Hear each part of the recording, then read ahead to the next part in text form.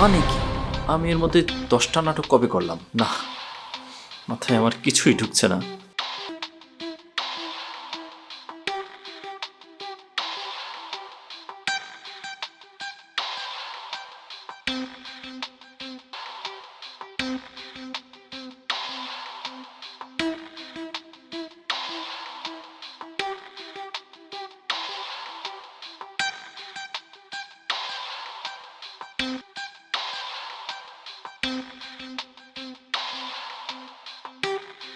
আমার মতোই দেখতে আবার আমারই নাম ব্যবহার করছে, অথচ আমি কিছুই জানি না।